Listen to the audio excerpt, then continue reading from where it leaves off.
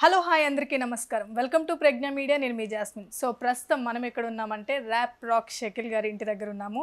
So ఒకసారి సార్తో మాట్లాడదాం. Hi sir. హాయ్, ఎలా ఉన్నారు? బాగానే ఉన్నా. మొత్తం ర్యాప్గా ఉన్నారనుకుంటా. ర్యాప్ ఉంది, జిందగీలో ఎప్పుడు గ్యాప్ లేదు. ఇంకెప్పుడు మ్యాప్ అంతా తిరుగుతూ ఉంటాను. మొత్తం మ్యాప్లు వేస్తూ ఉన్నారనమాట. మ్యాప్ వేస్తున్నాను, ట్రాప్ వేస్తున్నాను. సో ఫస్ట్ చెప్పాలంటే ఏంటంటే నేను ఇంటర్వ్యూ కోసం వచ్చాను సార్ ఇంటికి రమ్మంటే. ఫస్ట్ చూడగానే ఇంటర్వ్యూ ఆపేసి ఇల్లు ఎలా కట్టారు, ఇది డిజైనింగ్ ఏంటి అని చెప్పేసి ఇదే అడుగుతున్నాను. నిజంగా అసలు స్టార్టింగ్ వచ్చాను, రాగానే చూసాను మీరు లైక్ బిజీగా ఉన్నారనుకుంటా, కొంచెం టైం పడుతున్నారు కదా రావడానికి. మొత్తం ఇది చూసి ఇలా ఉండిపోయి అంతే, ఇంకా ఏంటి అసలు ఎక్కడ ఉన్నా నేను అన్నట్టుగా. సో మొత్తం డిజైనింగ్ అంతా మీరేనా? చేసుకున్నా. ఒక ర్యాప్ మా కోసం. ర్యాపా?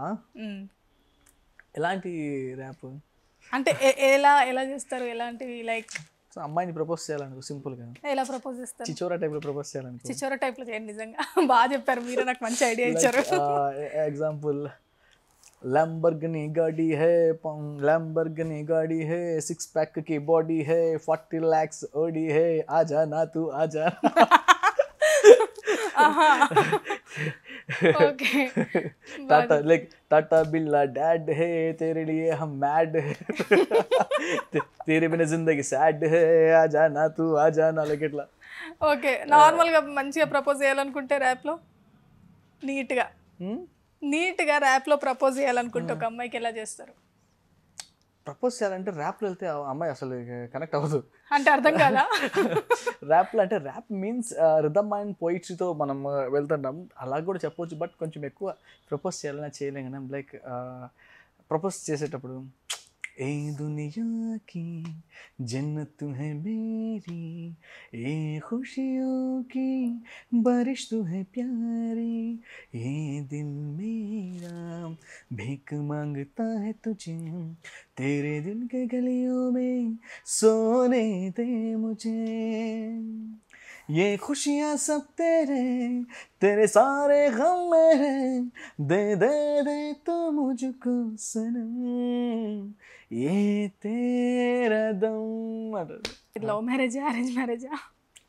అన్ని మిక్స్డ్. మిక్స్డా? ఏదో లవ్, అరేంజ్డ్, ఇంటర్ రిలీజన్ అన్ని మొత్తం అలా ఎలా మిక్స్ అండి? మిక్స్ అయిపోయినాయి. అలా అంటే ఎక్కడ స్టార్ట్ అయింది?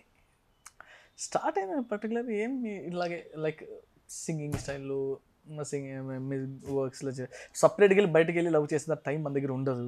ఎంతసేపటికి ఏదైనా క్రియేటివ్ వర్క్ లేదా ఇది క్రియేట్ చేద్దాం అది క్రియేట్ చేద్దాం చేసుకుంటా, వాళ్ళు ఇది చేస్తారు వీళ్ళే కాంపిటీషన్, దీంట్లోనే ఉంటాము. ఇంకా లవ్ చేసే స్కోప్ దొరికితే మా సరౌండింగ్లోనే మాకు దొరకాలి. మరి అంత హడావిడిలో ఎప్పుడు ప్రపోజ్ చేశారు, ఎప్పుడు మ్యారేజ్, ఇదంతా ఎలా జరిగిపోయింది? ఫోన్ కాలే ఉంటుంది. సో మాట్లాడాం, చేసాం. ఫస్ట్ వాళ్ళకంటే ముందు వాళ్ళ ఫాదర్ మాట్లాడారు. ఓకే, అంటే డైరెక్ట్ మ్యారేజ్ అనుకున్నారా? అంటే మీరు కొన్ని రోజులు వాళ్ళ ఫాదర్ అయితే బిట్వీన్ ఒకరి మీద ఒకరికి ఉన్నా కూడా ఫస్ట్ స్టార్టింగ్ అది మేము మా ఫ్యామిలీస్ ప్రభావం కానీ ఏదో ఉండేది కొంచెం మా మీద. సో అందుకని బ్లాస్ట్ అవ్వలేకపోతాం కదా. సో లక్కీగా ఏదో ఏదంటారు కదా, లడ్డు కావాలని ఆయన అన్నట్టు వాళ్ళ ఫాదర్ అడిగితే వాడి చూడిపోయిన అని చెప్పి ఆయన అడగడము, ఓకే పెద్ద ఓకే అయితే మనకు ఓకే అని చెప్పి కొంచెం మనం మళ్ళీ అంటే మేము ఎప్పుడు చెప్పుకోలేదు కదా. బట్ అంటే మీరు ఇద్దరు ప్రపోజ్ చేసుకోకముందే వాళ్ళ ఫాదర్ మీకు కాల్ చేశాడు కదా. I think they can understand అనుకుంటా. అంటే బట్ మీతో చెప్పలేదు కానీ అక్కడ నుంచి మాట్లాడించారు. తనే వాళ్ళే అడిగారు స్ట్రైట్ గా. అదే అంటున్నా, అంటే తను మీతో చెప్పలేదేమో బట్ వాళ్ళ పేరెంట్స్ తో చెప్పి లైక్ ఇలా అట్లా కూడా ఇంకా అట్లా ఇంకా ఏమో తనకు తెలియలేదు, నాకు తెలియదు ఆ విషయం అలా. సో ముఖ్యంగా చిరంజీవి గారు అండ్ శ్రీకాంత్ గారితో మీకున్న అనుబంధం ఏంటి? లైక్ ఎక్కువగా చిరంజీవి గారు నాకు పరిచయం అయింది, మాట్లాడింది, చేసింది ఫస్ట్ టైం త్రూ శ్రీకాంత్ అన్నయ్య. శ్రీకాంత్ అన్నయ్య అక్కడికి తీసుకెళ్ళాం మన మాట్లాడి చేయడం కానీ. సో అలా always my first megastar Srikanth అన్నయ్య. దెన్ చిరంజీవి గారు అంటే లవ్, చిన్నప్పటి నుంచి చిరంజీవి గారు అంటే లవ్ అంటే ఇష్టం. అందరికీ ఒక ఇన్స్పిరేషన్. హీ ఈజ్ ఏ అందరు హీరోస్కి ఏదో ఒక ఆప్షన్ ఉంటుంది, చిరంజీవి గారిని ఇష్టపడే వాళ్ళ ఆప్షన్ ఉండదు. హీజ్ ఎ క్యాప్షన్ అంతే. ఎందుకంటే హీజ్ ఎ రోల్ మోడల్. ఆయన దగ్గర నుంచి లైఫే కాదండి నేర్చుకోవాల్సింది చాలా ఉంది చిరంజీవి గారి దగ్గర నుంచి. ఒక ఫ్యామిలీ విషయం కానివ్వండి, ఆయన ప్లే చేసే రోల్ కానివ్వండి, ఫ్యామిలీ పట్ల, సమాజం పట్ల, ఫిలిమ్స్ పట్ల ఆయన తీసుకున్నటువంటి కేరింగ్ కానివ్వండి, నాకు బాగా ఇష్టమైంది. హిజ్ ఇన్స్పైరింగ్ అయ్యేటువంటి ఒక గొప్ప వ్యక్తి ఆయన. అంటే మనిషి అంటే చిరంజీవి లాగా ఉండాలరా అని అనిపించే వ్యక్తి చిరంజీవి. అంటే ఎక్కువగా ఏ సందర్భాలలో మీకు అలా అనిపించింది? లైఫ్లో గుర్తుంచుకోండి, ఎంతోమంది సక్సెస్ అవుతుంటారు, ఫ్యామిలీస్తో ఎంతమంది లవ్లీగా ఉంటారు, ఫ్యామిలీ బర్డన్స్ ఎంతమంది తల మీద తీసుకుంటారు, రెస్పాన్సిబిలిటీ ఎంతమంది తీసుకుంటారు. అది పక్కన పెడితే ఆయన సమాజంతో ఉండే బిహేవియర్ ఎలా ఉంటుంది, మాట్లాడే విధానం ఎలా ఉంటుంది, చేసే ఎదుటోళ్ళు ఏదైనా మాట్లాడినా అది రియాక్ట్ అయ్యే విధానం ఎలా ఉంటుంది, కూల్ కామ్ గోయింగ్. అంటే ఒక మెచ్యూరిటీ, ఆయన మెచ్యూరిటీ లెవెల్స్ ఆ లెవెల్లో ఉన్నాయి. ఇప్పుడు చూసే వాళ్ళకి ఫ్రస్ట్రేషన్ వచ్చేస్తుంది, ఆయన అంటాడా అని చెప్పి అందరూ ఎవరైనా అన్నా కూడా ఆయన కూల్గా ఉంటాడు. ఎందుకంటే ఎక్కడ ఏం మాట్లాడాలో ఏం మాట్లాడకూడదు కంప్లీట్ క్లారిటీ ఉన్న మనిషి. ప్రశ్న వాళ్ళకి వదిలేస్తారు, ఆయన సమాధానం కూడా ఆయనకే వదిలేస్తారు. సో అది ఆయనలో నాకు బాగా ఆ మెచ్యూరిటీ లెవెల్స్ నాకు బాగా ఇష్టం. అందులో ఆయన స్క్రీన్ ప్లే ఉన్న ఫిలిమ్స్ ఊరికి అర్థమైపోతుంటాయి. ఆయన స్క్రీన్ ప్లే, ఆయన ప్రభావం ఉన్న ఫిలిమ్స్ నాకు ఈజీగా అర్థమవుతాయి, అవి బాగా కనెక్ట్ అవుతాయి ఇక్కడ. ఏంటి ఎందుకంటే ఎమోషన్స్ ఉన్న వాళ్ళే ఒక ఫిల్మ్, మన క్రియేటివిటీ ఫీల్డ్లో ఫిలిమ్స్ తీయాలన్నా, మ్యూజిక్ చేయాలన్నా ఫస్ట్ వాళ్ళ బాడీలో ఎమోషన్స్ ఉండాలి. ఎమోషన్స్ లేని వాళ్ళకి నాకు తెలిసి క్రియేటివిటీ తక్కువ ఉంటుంది. అంటే నాకు ఎందుకు క్రియేటివిటీ తక్కువ ఎందుకంటే, ఇప్పుడు సపోజ్ ఒక సాంగ్ పాడుతున్నాం మనం, సాంగ్ పాడేటప్పుడు సపోజ్ ఏదైనా ఒకసారి నాదే సాంగ్ ఉంది సింపుల్గా, నీలి నీలి మేఘమా నువ్వే నాలో ప్రాణమా, చుక్కల నడుమనున్నా చందమామ రూపమా, నిన్ను కోరింది నా ప్రాణమే నే చేస్తున్నా, ఇలా వస్తుంది. అది ఎమోషన్ యాడ్ చేసి పాడితే కొంచెం, నీలి నీలి మేఘమా నువ్వే నాలో ప్రాణమా, చుక్కల నడుమనున్నా చందమామ రూపమా, నిన్ను కోరింది నా ప్రాణమే నే చేస్తున్నా నీ ధ్యానమే, నా ఊహల రెక్కల్లో బెరుస్తూ ఉన్నానిలా, ఏం చేసావే నా ప్రాణమా నా చిన్ని గుండెల్లోన సరిగమ, నీవో రవలపు చూపు నవ్వుతో బంధించావే ప్రేమ. అంటే సూపర్ అసలు. దీంతో పాడడం వేరే, దీంతో పాడడం వేరే. ఇప్పుడున్న మనకి సింగర్స్ చాలా మందికి కూడా నేను చూస్తూ ఉంటాను, ఏదో పాట పాడేసాము వెళ్ళిపోయాము అనే జోనర్లోనే ఉంటారు తప్ప, నేను చాలా అవుట్ స్పోకెన్ యాక్చువల్లీ. నేను చాలా ఉన్న విషయం, నేను అంటే పాటని అనుభవించి పాడాలి, అది బాలు గారితోనే ఎండ్ అయిపోయిందని నా ఫీలింగ్ యాక్చువల్లీ. దాని తర్వాత ఫీమేల్ సునీత గారు ఫీమ్ పెడతారు, నెక్స్ట్ తను నేహ, తను కూడా సోల్. అదే ఇప్పుడు హీరో అక్కడ సిచ్యువేషన్ ఉండి పాడుతున్నారు, మీరు మామూలుగా ఎలా పాడేస్తారు? ఇప్పుడు కొన్ని సాంగ్ బాలుగారు, ఇప్పుడు బాలుగారు అంటే ప్రేమ ఎంత మధురం ప్రియురాలు అంత కఠినం చేసినాను ప్రేమ క్షీర సాగర మదనం అలా అన్నారు. ఇప్పుడునే సింగర్స్ కాదు, మీరు ఇచ్చిన సాంగ్ అది కిల్ అయిపోద్ది సాంగ్ అది. ఒకసారి ప్రేమ ఎంత మధురం ప్రియురాలు అంత కఠినం చేసినాను ప్రేమ క్షీర సాగర మదనం, తాళంబద్ధంగా శృతిబద్ధంగా పర్ఫెక్ట్ ఉంటుంది. అది బాలుగారు అంటించారు, మింగినాను హలాహలం ప్రేమ ఎంత మధురం అంటే అది అనుభవించాలి పాటని. అనుభవించకుండా ఏదో పాడేయాలని చెప్పి పాడకూడదు. ఒక్క పాట సినిమాని నిలబెట్టిన సిచ్యువేషన్స్ ఉన్నాయి. సో నువ్వు ఒక దాని మీద సోల్ పెట్టి పాడకపోవడం వల్ల సాంగ్ ఏమైపోతుంది, సాంగ్ వల్ల సినిమా ఎంత ఇదైపోతుంది, దాని మీద నమ్మకాలు పెట్టుకున్నారు ఎన్ని వాళ్ళు అయిపోతున్నాయి. మనం అనుకుంటాం ఏంటి ఒక సాంగ్ వల్ల సినిమా ఇదైపోద్దా అని చెప్పి. ఆఫ్ కోర్స్ ఇప్పుడు ఎందుకో ఏమో తుళ్ళి తిరిగాను మనసే సాంగ్ ఉంది, సడన్గా అది ఏ మూవీ లేదని చెప్తే ఏమంటారు మీరు? రంగం కదా. సాంగ్ చెప్తే రంగంలో సాంగ్ చెప్పమంటే టక్ అని చెప్పి ఇదే గుర్తొస్తుంది, చేస్తుంది. ఇప్పుడు హుషారు సాంగ్ ఉంది, ఈ సాంగ్ ఉంది కదా, ఉండిపోరాదే దర్జా ఉంది, ఏం చేసావే నా ప్రాణం గంధర్వ కన్నులకి, అది కొన్ని ఉంటాయి. మూవీస్ని చిరకాలం గుర్తుండేలా చేసేవి సాంగ్స్. స్టోరీ మన మూవీ చూస్తాము, స్క్రీన్లో వస్తే చూస్తాము, టీవీలో చూస్తాము, లేదా ఎక్కడైనా ప్రజెంటేషన్ థియేటర్కి వెళ్ళి చూస్తాం. కానీ ఎప్పుడైనా హాయిగా వినోదాలనిపించే సాంగ్ నుంచి ఆ మూవీ గుర్తుండిపోవాలంటే సాంగ్స్ గుర్తుండిపోవాలా సాంగ్స్ ఉండాలి. ఫస్ట్ మనకు సాంగ్స్ ఉన్నాక అరే ఇదేమో వెతుక్కుంటారు, మూవీని వెతుక్కుంటారు అప్పుడు డౌన్లోడ్ చేసుకోవడానికి. సో మీరు ఇప్పుడు పాడరు చూసావా, ఏం చేసావేనా ప్రాణ్ సాంగ్ చాలా ఫేమస్ అయింది. లైక్ అందరికి నిజంగా అసలు చాలా అసలు ఎంత వినాలనిపిస్తూ ఉంటుంది. అసలు కామెంట్స్ చూస్తే కూడా నాకు అదే అనిపిస్తుంది. ఈ సాంగ్ ఎడిక్ట్ అయిన వాళ్ళు ఒక లైక్ వేసుకోండి అని చెప్పి ఉంటే మిలియన్స్ ఆఫ్ లైక్స్ ఉన్నాయి ఇక్కడ. చాలా బాగుంది అసలు, అది అంత పీస్ఫుల్ గా లైక్ ఎంత ఒక ఎమోషన్ గా వెళ్ళిపోతుంది ఆ సాంగ్. కానీ ఇప్పుడు నేను ఒక మూవీ వస్తుంది, లవ్ స్టోరీ, ఎప్పటి నుంచి strong love story, commercial love story చేయాలని నాకు ఎప్పటి నుంచో ఉంది. మీరు చేస్తున్నారు? Now I'm doing film actually. అది ఇట్స్ కమింగ్ అనమాట. దట్ సాంగ్ నాకు ఈ మధ్య కనుక నచ్చిన ఆల్బమ్స్, నాకు వేరే ఫిల్మ్స్ వాళ్ళు నాకు నేను చేయని బాగా నచ్చింది. సీతారామం ఆల్బమ్ నాకు బాగా, సీతారామం నాకు ఆల్బమ్ బాగా నచ్చింది. ఏది సాంగ్? తరే తరే రే తారే రే తారే తరే రే తారే రా. బేసిక్గా నాకు ఎవర్ గ్రీన్ నాకు నచ్చే సాంగ్ ఒకటి ఉంది. ఏంటి? కన్నానులే కలైకలు ఏనాడు ఆగవులే, నీ కళ్ళలో పలికినవి నా కంటి బాసడివే, అందాల వయసేదో తెలుసా మరి, శివల పేరు నాను, నీ పేరు నా పేరు తెలుసా మరి, విరహాల కదమాలే నేను, వలపన్నది గెలిచేనులే తన నాన్న వయసన్నాడు. ఆ సాంగ్ లవ్లీ సాంగ్. నాకు దాన్ని బీట్ చేసే సాంగ్ ఏదో నాకు ఇప్పుడు దాకా కనిపించలేదు యాక్చువల్లీ. మనకి అంటే సీతారామం కూడా చాలా సాంగ్స్ ఈ మధ్య కాలంలో వచ్చిన వాళ్ళు నాకు ఐ లవ్ సీతారామం అంటే సాంగ్స్ అవి కొంచెం కనెక్టివ్గా ఉన్నాయి. అంటే లవ్లీగా లవ్ ఫిలిం అంటే లవ్కి కావాల్సిన ఫిలిం కావాల్సిన జోనర్ అందులో ఉంటుంది. అంటే ఇప్పటివరకు కొంచెం అంటే ప్లెజెంట్గా ఎమోషనల్లీ పాడారు కదా సాంగ్స్. హైప్ సాంగ్స్ ఏమన్నా వచ్చినాయి హైప్లో? లైక్ నావా బయటవా? మీ సాంగ్స్ పాడండి.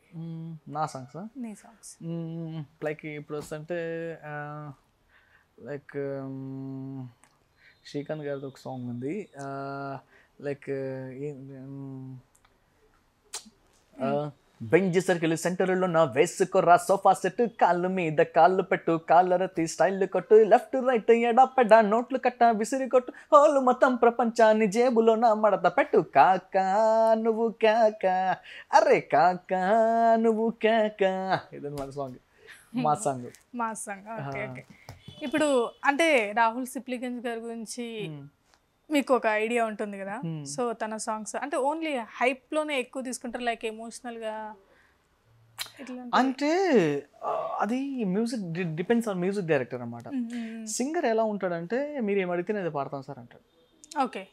సింగర్ ఏంటంటే ఒక వాటర్లో ఉంటాడు. మ్యూజిక్ డైరెక్టర్ బౌల్లో వేస్తే బౌల్లో వేసి ఫ్రీజర్లో పెడితే బౌల్ అవుతుంది, వాటర్ బాటిల్ వేసి ఫ్రీజర్లో పెడితే వాటర్ బాటిల్. అంటే ఇక్కడ మ్యూజిక్ డైరెక్టర్ చెప్పింది సింగర్స్ పడాలి, సింగర్ చెప్పింది మ్యూజిక్ డైరెక్టర్ ఎలా? మ్యూజిక్ డైరెక్టర్ ఇచ్చే ట్యూన్లో సోల్ లేకపోతే సింగర్ ఎంత బాగా పడే లాభం ఏంటి? ఓకే. అట్లా అనుకో. ఎప్పుడు గుర్తుంచుకోండి, సింగర్ పాడడం వల్ల సాంగ్ హిట్ అవుతుంది, అద్భుతమైన పాట ఉండడం వల్ల పాట హిట్ అవుతుంది. మీకు అర్థమవుతుందా?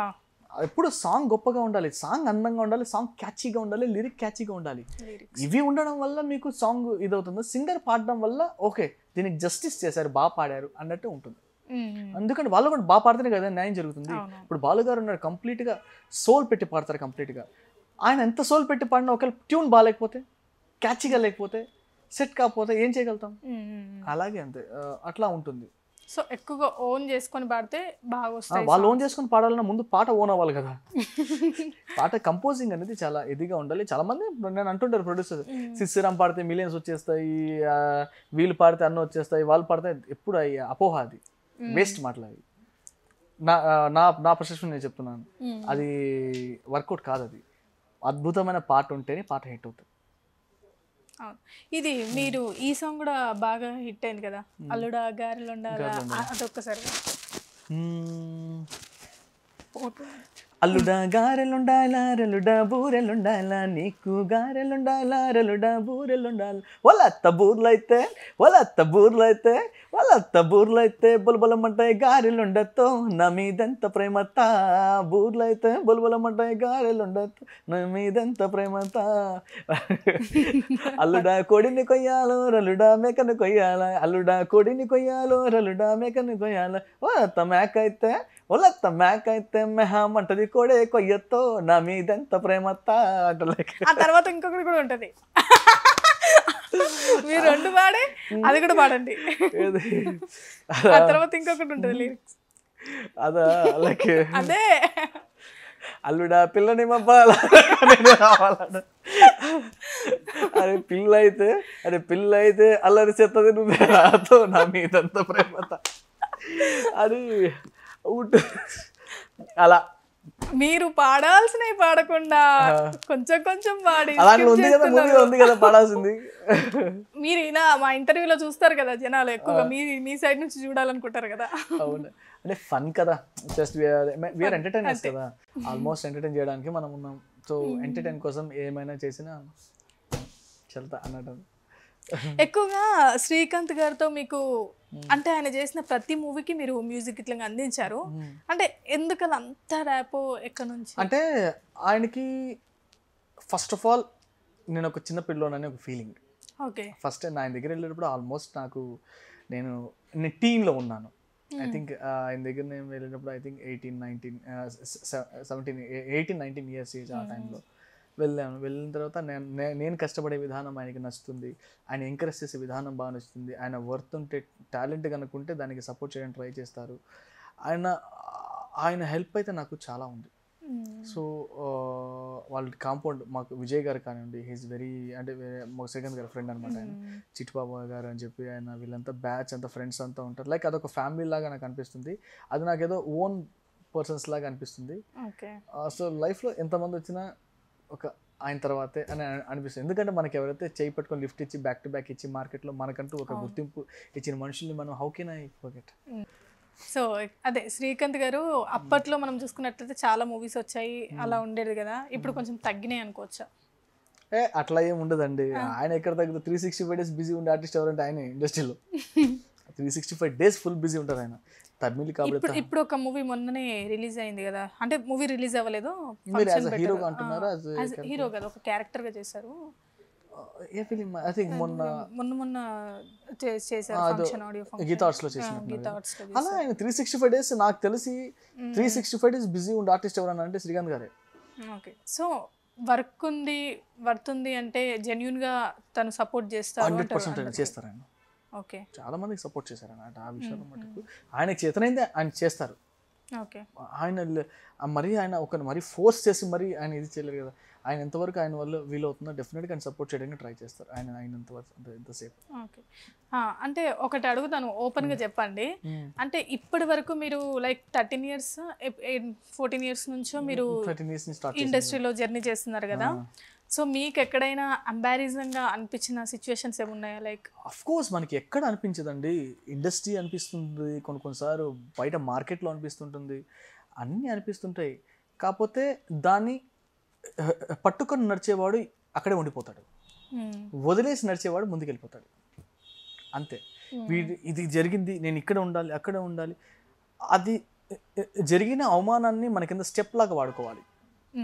పైకి ఎక్కేయచ్చు జరిగిన అవమానాన్ని మన తల మీద పెట్టుకున్నట్టు మనం ఆడే ఉంటాం సో అంటే ఈ జర్నీలో అలాంటి సిచ్యువేషన్స్ చాలా వచ్చాయి కామన్గా నడుస్తుంది అంటే ఎప్పుడన్నా అనిపించిందా వద్దరా బాబు ఈ ఇండస్ట్రీ వద్దు ఈ మ్యూజిక్ ఇదేం వద్దు వెళ్ళిపోతాయి ఇదంతా నాకు అలా అనిపించదు కానీ ఎందుకు చేయకూడదు నేను అని చెప్పి అనిపిస్తుంది మళ్ళీ రెండు నీలోనే అంటే ఇప్పుడు మనం ఏదైనా ఉండండి ఇప్పుడు సపోజ్ ఏంటంటే ఒకరు నచ్చడం నచ్చకపోవడం మన బ్యాడ్ అని కాదు ఇప్పుడు నేను సపోజ్ మీరు చూడడానికి చాలా అందంగా ఉన్నారని మీకు అంటాను అతని ఫీలింగ్ ఏముంది బాగుందనా నీకు ఎలా కనపడదు అనుకోవచ్చు అది అతని పాయింట్ ఆఫ్ వ్యూ ఇది నా పాయింట్ ఆఫ్ వ్యూ అలా అని చెప్పి అతనికి నచ్చలేదని బాగాలేదని కాదు కదా కదా అట్లా ఓకే అంటే మనం ఎక్కడైనా జర్నీ చేస్తున్నప్పుడు మనకు కొంచెం నచ్చలేదనుకో వెళ్ళిపోవాలి అలా అనిపిస్తుంది కదా అలాంటి యూత్ కూడా కొంతమంది ఉన్నారు అలా వచ్చిన అవకాశాలని వదిలేసి లైక్ ఈగో ఫీలింగ్స్ వచ్చి సో ఇండస్ట్రీలోకి వచ్చే వాళ్ళకి లైక్ మ్యూజిక్ కానీ సింగర్స్ కానీ